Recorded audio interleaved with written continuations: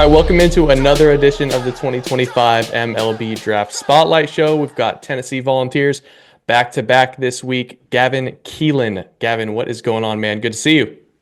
Yeah, thank you for having me on here. It's been great. Good so far. How are you doing? I'm good, man. I'm good. I just missed you in high school in 2022. I just ran out of time. I couldn't quite get you on the show, but I'm really glad to have you here. And the reason I am is dude, these cold weather bats, like we got to get more of you guys on the show represent. Gavin, let's start with this. Who's Gavin Keelan? Like, tell us about Gavin Keelan on the field. Tell us about Gavin Keelan off the field, man. Like, what are your passions, your hobbies, ways that you like to kill your spare time? Yeah, absolutely. So I'm just a very small town person. Grew up middle of nowhere, Wisconsin. I'm the oldest of three. My parents are great. They're awesome. My dad's been my biggest inspiration for baseball. What got me into it at such a young age, and then them just coaching me up. Both my parents and always supporting me got me to where I am today. On the baseball field, I'd consider myself more so a competitor than anything else. I just love to win and do whatever I can to help my team do that job and whatever tasks I hand for my role on the team. Off the field, huge Christian for me. It's something I've really adapted and picked up the past year of my life. I'm really big into that. I like reading, and I'm huge golfer now. I love golf. Monday off days, that's where a lot of us go. Good getaway for me, and it's still something to compete in. So I love it. Okay, so tell me about the last. I want to talk specifically about your game on the field, dude. It's come on gangbusters this year. First of all, answer this very simple question: what's your best tool? Probably my hit tool, Okay, especially here this year. I'm finally showing what I feel like I've always been capable of, but I've never taken that extra step. And I think just from early on, I've had a lot of success, and that comes back to all the coaching and all the work ethic and yeah. myself, all the stuff that helped me along the way with work with Elander a lot. One thing I noticed about the 2024 version of Gavin Keelan and the 2025 version of Gavin Keelan, you went from a guy in 2024 who hit everything. I mean, you hit everything. You made contact with everything, but that also came along with you swinging at everything. You really expanded the zone. You wanted to put the ball in play early in counts. You were an aggressive hitter. It feels to me like there's been a concerted effort in 2025 to swing at the right pitches, swing at your pitches, damage pitches. Has that been a concerted effort, a change in your approach? Like, what's different this season? Yeah, completely. You hit it right on the head with that. Like for me, it's been my big adjustment was like not a whole lot of walks because I never struck out a lot. I've always been really good bat to ball, but for me, it was like I'm trying to do so much early in counts that I'm almost getting myself out a lot. And then I think in my time in the fall, the big thing with me that I worked with a lot was like with Elander was like hitting pitches and counts that I can do damage in, not necessarily always the first pitch in the at bat. And I think just being really comfortable and okay with, getting into two strike counts or getting into, uncomfortable at bats, people would say, where you get deep in counts. But I think I trust myself early 0-0 or 0-2 or whatever count I'm in, just to, fight off pitches that are close with two strikes and then just do damage on anything in the zone when I can. So I think that's been the biggest adjustment for me so far. What flipped the script for you last summer on the Cape and also over the winter? Was it, strength gains? Was it working with Elander? Like, kind of when did you have the realization that there's more to your profile? Honestly, my first day when I got here, I think it Mm, was quite the awakening for myself just because I got to meet with Beth, who's our nutritionist, and she's great. We do DEXAs. I got to school and I was 174, yeah. and she was like, "You have so much potential with yourself that you haven't even gone into yet because you've never, taken nutrition and the weight room where then all the resources they have here. I didn't have that my past 2 years at my prior school." And I think just taking advantage of those two things, my past DEXA, I was 188. I sit around like 190, 192. So I put on almost about 20 pounds in my short stint here. And it's all from working with Q, who's our strength coach. He's phenomenal. He's great. And his program's awesome. And he pushes me to limits that, pass even what I thought I was capable of. And then Beth always staying on me and hounding me to make sure I'm eating right and make sure I'm getting all my meals in. I'm doing enough, tracking my calories, sending her pictures of all my meals in the fall, just to make sure I could get to this point. And I think that's what took everything else off, with baseball and stuff. Like people keep asking me about like I'm trying to hit for power, and it's like, well, if you like look at a lot of the swings, it's still like line drives. It's just they're just backspun with a lot more exit velocity. It's not like I changed my swing to try and like get under balls and hit it out. So it's just been more of a body adjustment for myself. Yeah, 20 pounds will add power even if you're not even trying. Right.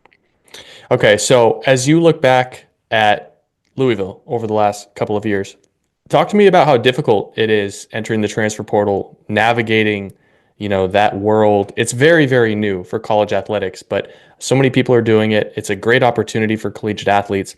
Kind of how tough was that going through that process? It was pretty nerve-wracking at first. I think, I knew it was the best decision for myself. And then, having the advisors that I have to help me and my parents are great. And I think just that whole process took care of itself very nicely because going into it, I had a plan of what I was looking for and where I wanted to go, and then narrowed it down to a couple of visits and then made my decisions after that. Okay, so the one thing that I've noticed that is really unique to your situation this year. At Louisville, you played shortstop. You played a ton of shortstop. But you come to Tennessee, you come to Rocky Top. There's a ton of shortstops at Tennessee. Ariel, Manny, Dean, yourself, y'all are, capable of playing the shortstop position. And so with that, I'm sure you walked into this situation knowing, hey, I'm going to play a little bit of second base. I'm going to play where they need me.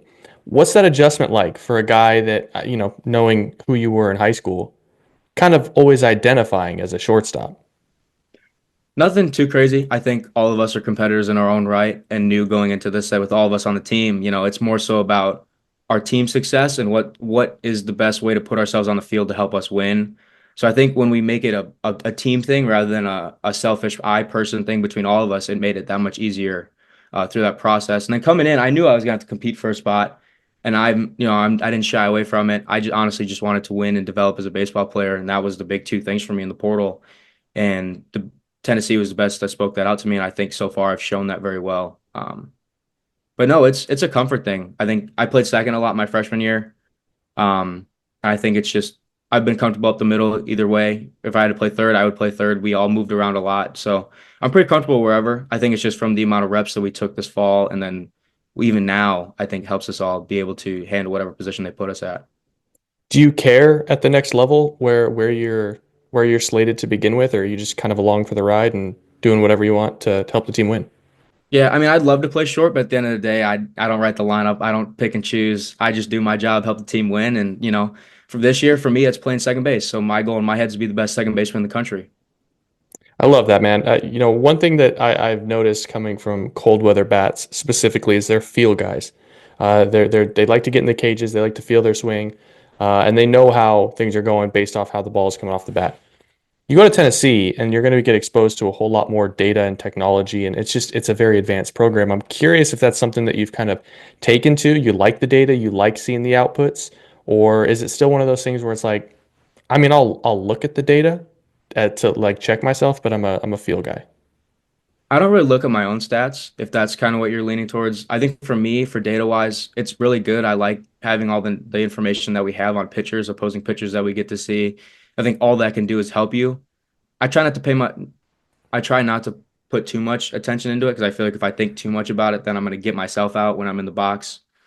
So for me, it's kind of just an idea, but I'll stick with my approach and what I know works for me in the box, and then but I don't really pay attention to it much more besides just if I'm looking at analytics outside of a pitching scout report.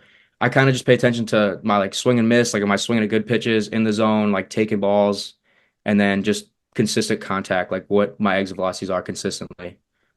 What's the next gear for Gavin Kilen? How can you improve and take your game to another level? Probably speed. Speed. I feel like right now I got like 3 bags right now. So for me, that's a lot. I haven't Yeah. really stolen a lot in college. So I think that's something that I've always, especially this fall, I tried to work on a lot was being able to put weight on and then try and add speed to that as well. So that's always been something that I've wanted to get better at, but I've never taken enough initiative to try and do that. So I think that's definitely something that's very important to me. Hey, talk to me about getting popped by the Red Sox in 2022, 2023. I'm trying to remember back 2022.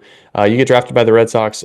I mean, it was day three. A lot of times those are just kind of call it insurance picks. Any consideration to going pro, and what was that process like? It was pretty crazy actually. So I was at school, I was at Louisville. I got a call from my advisors and they were like, "Hey, like, congratulations, like you got picked." And I just remember freaking out. I was like, "What do you mean? Like, I don't even know what's going on. I'm at school. I just got off the field at practice. I thought I'm here at school." So no, there was no intent of me signing ever. it was kind of one of those things. I was kind of told it was like a draft and fall, like they pick you to try and see. But I didn't even know about it. I had someone had to let me know. I had no clue, Yeah, which is pretty that's cool because I grew up a Red Sox fan my whole life, like so that made it, kind of bittersweet. But at the same time, I knew for me the best decision was going to college.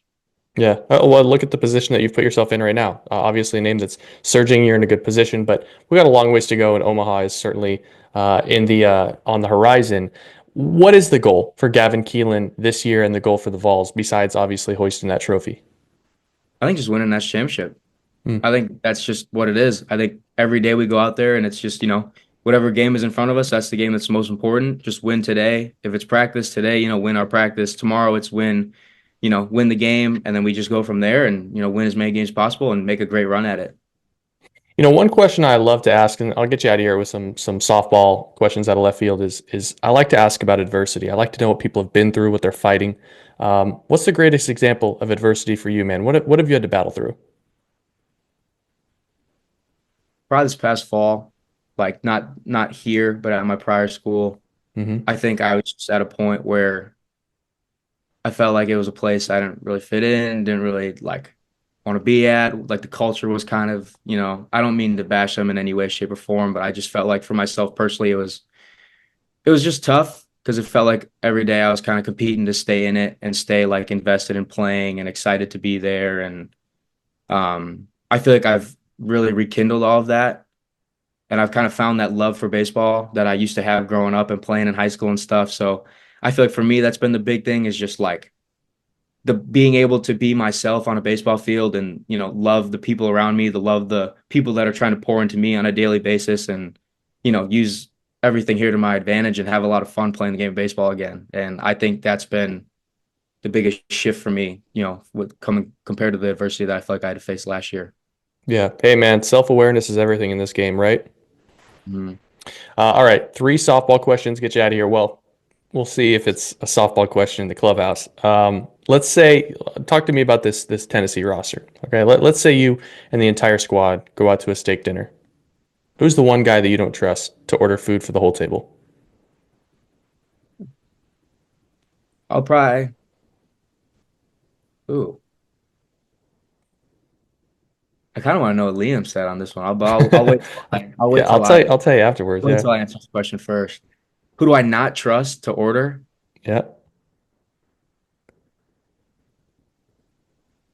I'll say Tanner Wiggins. He's kind of an oddball. Okay. One more pitchers. Yeah. He probably wouldn't even pick a steak. Well, it's either that or he's going to pick a well done steak, right? Yeah. Yeah. So, how about this, man? Let's say you play for 20 more years. You cannot change your walk up song. Got to keep the same walk up song for 2 decades. What are you comfortable choosing for the next 20 years? I kind of like the one I have right now, but honestly, I would probably do like the huge Wisconsin Badgers, like they do like the jump around. I think Jump that would around.